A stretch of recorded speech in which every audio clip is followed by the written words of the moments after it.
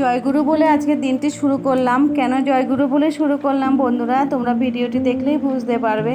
তো hello everyone, সবাই কেমন আছো? আশা করছি অনেক ভালো আছো, সবাই সুস্থ আছো, আমরাও ভালো আছি। তো আমার নতুন আরও একটি ভিডিওতে তোমাদেরকে অনেক অনেক স্বাগত। নতুন দিনের একটি নতুন সকালে তোমাদেরকে অনেক ভালোবাসা। তো আজকে আমি সকাল সকাল স্নান করে নিয়েছি পুজো দিনে, যেহেতু বৃহস্পতিবার অনেক টাইম লাগবে। 7:05 মধ্যে আমি গুছিয়ে নিচ্ছি, যেহেতু আজকে আমাদের আচার্যদেবের 137তম জন্মদিবস।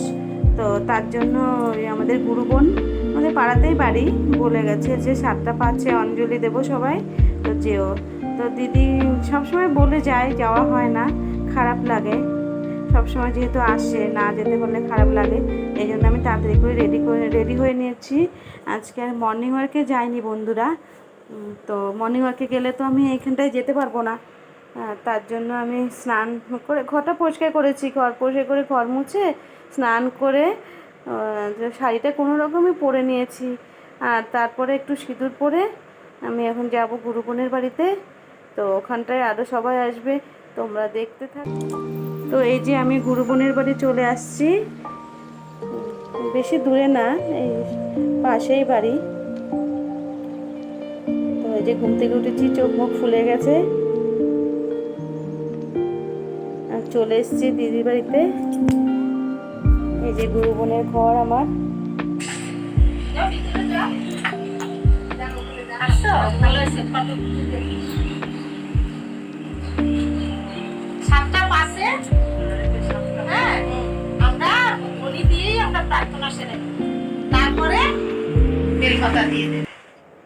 তো এই যে দিদি দিদি সব গুছিয়ে নিয়েছে। আর দিদির বাড়িতে এই যে দাদা এসছে, গুরু ভাই অনেকে এসছে, আমাদের মামিরাও এসছে। এই যে সবাই চলে এসছে, আর দিদি খুব সুন্দর করে গুছিয়ে নিয়েছে। দেখো, যেহেতু 137তম জন্মদিবস, তার জন্য 137 লেখা মোমবাতি জ্বালিয়েছে, ধূপকাঠি জ্বালিয়েছে আর ভোগ দিয়েছে। তো দিদি ভোর 4টের সময় উঠে একার হাতে সব করেছে। আর কি কি করেছে তোমাদের সাথে অবশ্যই শেয়ার করব। এই যে তোমরা দেখতে থাকো, আমার সাথে থাকো। দিদি খুব সুন্দর গুছিয়ে নিয়েছে, একার হাতেই গুছিয়েছে।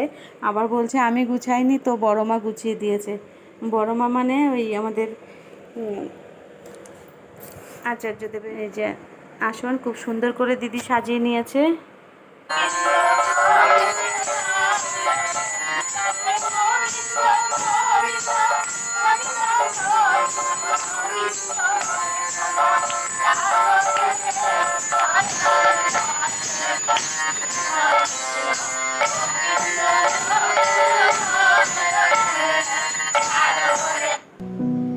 তো আমরা প্রথমে প্রার্থনা করেছি, তারপরে নারীনীতি বই পাঠ করেছি, সবাই পাঠ করেছে, আমিও করেছি, যেহেতু আমরা গান করতে পারি না। তো আমাদের এই দিদি বলছিলেন যে তোমরা একটু গান করো, আমি বাজাচ্ছি তোমরা গাও, কিন্তু আমরা সেটা যেহেতু করিনি, কোনো দিনও অভ্যাস নেই, তার জন্য আমরা দিদির সাথে সাথে এমনি গান করেছি, কিন্তু একা আর করলাম না। তো নারীনীতি বই পাঠ করলাম, আর এই যে এখন প্রার্থনা হয়ে গেল, আর এই যে গান করছে দিদি। তারপরে সবাই একে একে অঞ্জলি দেবে। এই যে লাভলিদি বসে আছে, লাভলিদিও আজকে সকাল সকাল ঘুম থেকে উঠে সব কাজ সেরে নিয়েছে এখানে আসার জন্য।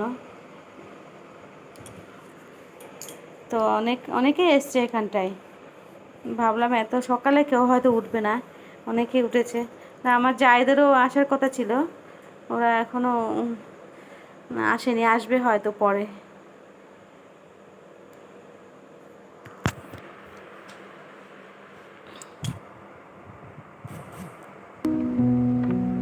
তো এই যে আমরা সবাই একে একে অঞ্জলি দিয়ে নিচ্ছি,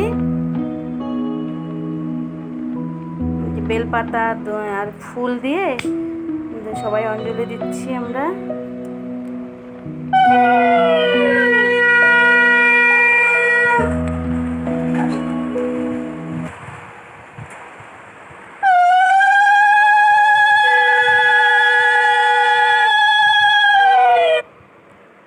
তো আমরা যখন থেকে এই গুরুদেবের আমরা পথ ধরে চলছি, তো আমরা বন্ধুরা ভালোই আছি। হ্যাঁ, ওই গুরুদেবের দীক্ষা নেওয়ার পর থেকে ভালোই আছি আমরা, জানো তো। তো তোমরা কারা কারা এই গুরুদেবের দীক্ষা নিয়েছো আমাকে অবশ্যই কমেন্ট করে জানাবে। আর তোমাদের দীক্ষা নিয়ে তোমরা কেমন আছো সেটাও জানাবে। আমরা তো ভালোই আছি। আর এই পথে চললে কেউ খারাপ থাকে না, ভালোই থাকে। ভালো পথ দেখায় আমাদের গুরুদেব। তো তার জন্য আমরা এই বিয়ের প্রথমেই দীক্ষা নিয়ে নিয়েছি। তো এখন অবধি আমরা চলছি এই পথে। যজন যজন ইষ্টিবৃত্তি এগুলো যারা করতে পারে তারা খারাপ থাকে না, ভালোই থাকে ঠাকুরের কৃপাতে। তো তোমরা কারা কারা নিয়েছো অবশ্যই কমেন্টে জানাবে ঠাকুরের পথ। তো এই যে এই বাড়ির দাদা দিদি ওরা খুবই ভালো।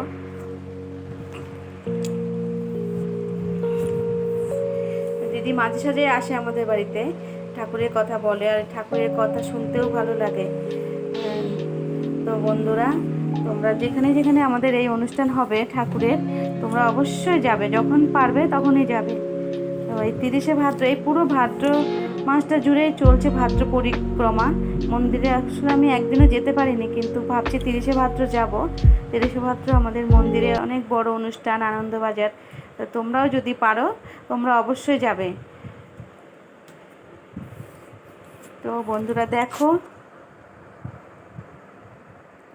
তারপরে যে দিদি যা প্রসাদ দিচ্ছে সবাইকে, তো তোমরা দেখতে থাকো, আমার সাথে থাকো। তারপর আমি বাড়িতে এসে রান্না বান্না সেরে নিয়েছি। তো আর পুজো শাশুড়ি দিচ্ছে, শাশুড়ি পুজো দিয়ে দিচ্ছে। তো এটা দিয়ে দিলে একটু উপকার হয়, একটা কাজ তো এগিয়ে যায়। তো আমার রান্না বান্না হয়ে গেছে। আমি একটু পৌরসভায় যাব, আমার একটু কাজ আছে ওখানটায়, সেজন্য আমি রেডি হয়ে নিয়েছি। বলেছি আমার ভিডিওতে যে আমার ভিডিও যদি তোমাদের ভালো লাগে লাইক কমেন্ট শেয়ার করো। আর ভিডিওটা কেউ স্কিপ করো না, পুরো ভিডিও দেখলে তোমাদের অবশ্যই ভালো লাগবে। তো আমি যাব পৌরসভায়, আমার সঙ্গে যাবে এক দিদি, পাশের বাড়ির দিদি। তো দেখো দিদি রেডি হয়েছে কিনা, যাই দেখে আসি। তারপরে আমি চলে এসেছি দিদির বাড়িতে, দেখি দিদি রেডি হলো কিনা। আজকে যেহেতু বৃহস্পতিবার, সবারই কাজ থাকে, তো তাড়াতাড়ি তো করা যায় না, বৃহস্পতিবারে পুজোটা একটু দিতে টাইম লাগে। তার জন্য আমি আর তাড়া দিইনি দিদিকে। তো দিদিকে বললাম দিদি তুমি আস্তে আস্তে করো, আমি এদিকে রান্নাটা সেরে নিই, তারপরে আমরা একসাথে চলে যাব।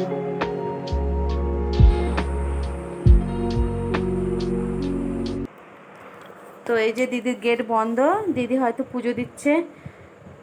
তো তারপরে আমি চলে গেলাম ওই দিক দিয়ে ঘুরে দিদির ঘরে। এই যে, তো আমার ভিডিও যদি তোমাদের ভালো লাগে অবশ্যই একটা লাইক করো। এই যে এটা দিদির ঘর।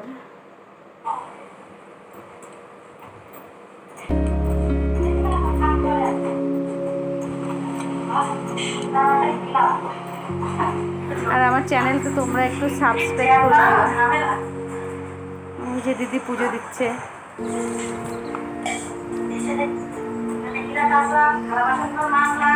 আরে 500 টাকা খুচরো হবে? তুমি সেখানে নাই, ওই জন্য আসলাম। তো আমি পৌরসভায় যাব টাকা জমা দিতে, দিদির কাছে গেছি 500 টাকা খুচরো করার জন্য। তো দিদি বললো নেই আমার কাছে, দিদির কাছেও 500 টাকার নোট। তো বললো তুমি আমি নাইটি পরে আমাকে ভিডিও করছো, দিদি আবার তাই বললো। তো বন্ধুরা আজকে ভিডিওটা আর বড় করব না, তাহলে সবাই ভালো থেকো, আর দেখা হবে পরের একটি ভিডিওতে।